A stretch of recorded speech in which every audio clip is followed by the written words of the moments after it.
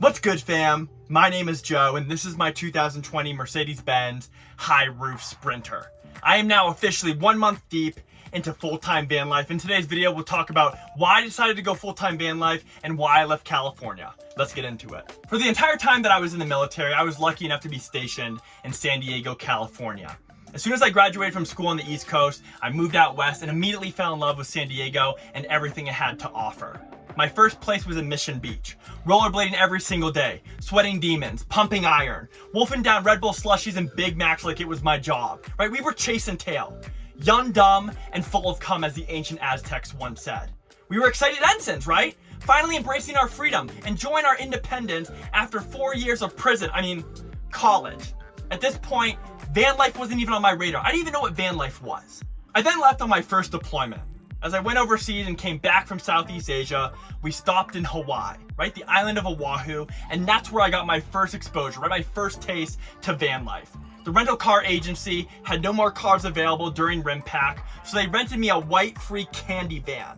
It was absolutely ridiculous, but I fell in love with it. Loved the freedom it gave me, slept in the back, ran amok around the island. Van life was for me, and I told myself after I left Hawaii, if I can ever secure myself a van back in Southern California, I'm absolutely going for it. And sure enough, I get back from that first deployment and I could not shake van life. It's in me now. YouTube, Reddit, blog articles, even Google Images, just seeing pics of different builds. It was super badass. I was all about it, but then I left for my second deployment. And every single chance I got on that deployment to be on the internet, very limited access, but even when we pulled into ports, right? It was all about van life. How can I get my first van? What's out there? What are the prices? How can I make this happen?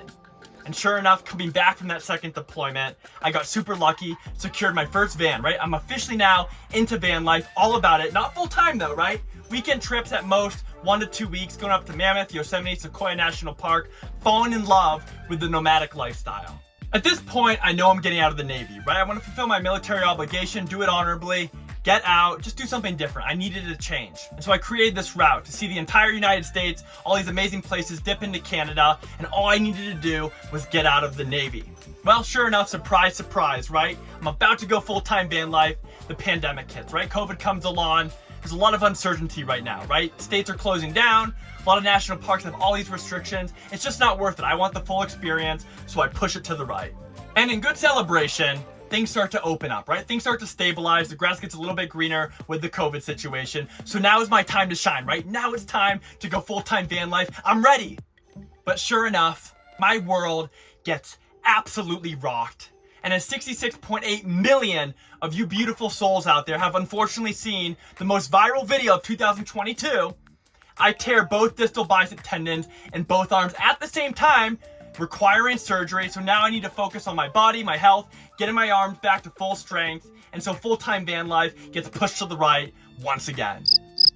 9+ months later, I'm still in recovery, but I'm at a point where I can take care of myself. I can cook all my meals. I can get dressed without any help. Right now is the time to do full-time van life. We can't wait and push this to the right any further. So I put myself in a trap on purpose. I rent out my room, so now I don't have a safe place to go back to in case I get cold feet a week or two into full-time van life. No, you want full-time van life? We're gonna shove it down your throat. You have no house or no room to retreat back to. So I move into the van, and now this is it. Here we are. What do?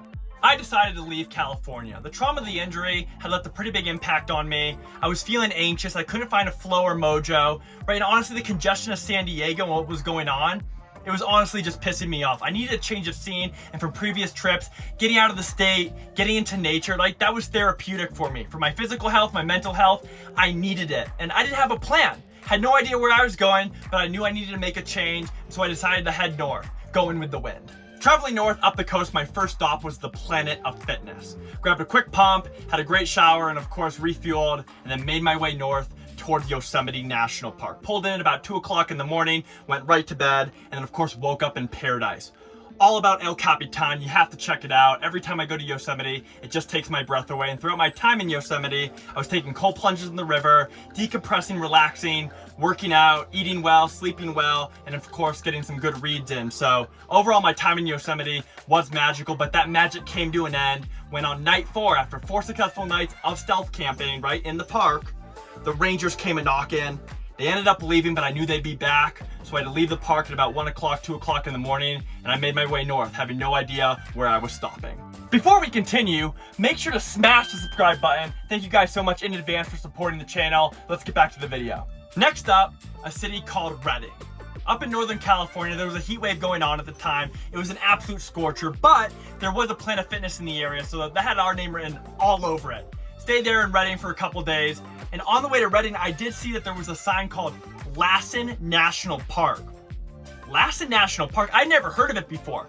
Saw some pictures, it looked absolutely stunning, so we made a detour, right, made an audible, went with the wind, and checked out Lassen. Lassen National Park was a hidden gem for sure. Absolutely loved it. Ended up doing a hike to Lassen Peak, got way up there in elevation, 360 views of the park. There was snow. It was really, really fun. It was good to get after it. And I did meet 2 hikers on the trails who had just come from Crater Lake, right up in Oregon. Now, I've always wanted to go to Crater Lake, absolutely on the bucket list, a must do. And as I was heading north, I had an idea that that's probably where I was gonna go. But I asked them, right, the 2 hikers, is it worth it? Should I go to Crater Lake right now? And they said it was beautiful. But honestly, dude, don't go. They said like 90% of the park or the area was closed due to snow, due to bad weather. They didn't get the full experience, so they would recommend, hey, wait another month or so, go when it's nice. You'll really, really enjoy it, but definitely a must do. Where are we going? How about Idaho? I've never been. Also, one of the best naval officers I'd ever served with, right? Uncle Clint. He actually got out of the Navy around the same time I did, and he moved his entire family to Boise. So hey, what a great opportunity to visit Uncle Clint and check out the city. Boise was so worth it. Such a clean city, small town feel, very cheap, affordable, really, really nice people, good food, hikes all around. And I also actually get to sneak into the Boise State football stadium. Scouting talent. It was pretty awesome. One of the nights I was in downtown Boise, I was grabbing dinner at a restaurant, was sitting at the bar, watching my Celtics get their asses handed to them, unfortunately, in the finals. And a gentleman who was next to me caught wind of my van life, right? And he was asking me where I was going to next. Told him I wasn't sure. And he essentially grabbed me by the collar and said, don't mess this up. He said, dude, if you know what's good for you, you have to check out one of the best kept secrets in the United States. This place is awesome. It's on par with Banff. What is it? He goes, dude, check out Stanley, Idaho. He says to go north, right? Stanley is in the Sawtooth Mountains, follow the river there, and it's absolute paradise. So I listened to him. Boom, Stanley, Idaho it was. And dude, honestly, to this point, probably the best part of the trip. The Sawtooth Mountains are absolutely gorgeous. Got to crush some hikes up there, jumped in the lake, sat by the river, ate meals, relaxed, got some great sleep. Honestly, Stanley, Idaho, in my opinion, is the nicest place I've ever been to in the United States. So glad I listened to that gentleman. Stayed a few nights in Stanley. Amazing place, very isolated, but quiet and peaceful. Leaving Stanley and heading north, I made my way towards Salmon, Idaho, where I spent one night. Before I hit Salmon, I had stopped into the hike called Gold Bug. Highly recommend this hike, one of the best in Idaho.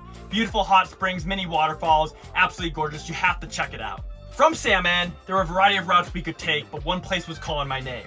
One place only. Montana.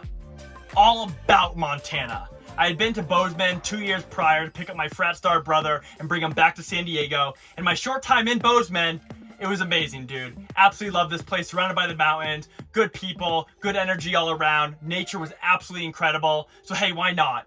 Back to the motherland, to Montana. Overall thoughts, right? Recap of 1 month full-time van life. I have to tell you, the experience has been awesome. The first week or two was definitely an adjustment, but like anything, you find a good groove, you find what works and what doesn't work for you, and I couldn't be happier. Right? Planet Fitness, Walmart, those places have been really good to me, and every place I've gone to met incredible people. The van life experience, with the independence and freedom you have to be able to go wherever you want, park wherever you want, sleep wherever you want, nothing beats it. I wouldn't trade it for the world. So thus far, 1 month in, we're looking good. In the next YouTube video, I'll be hitting 1 month full-time here in Bozeman, Montana. You guys will not want to miss this video. Even if you don't do van life, I'll be going into everything this place has to offer.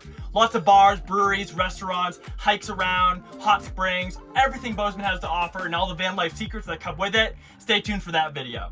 If you guys enjoyed this video, make sure to drop a like and subscribe to the channel. Thank you so much in advance. And remember, stay after it and sweat those demons.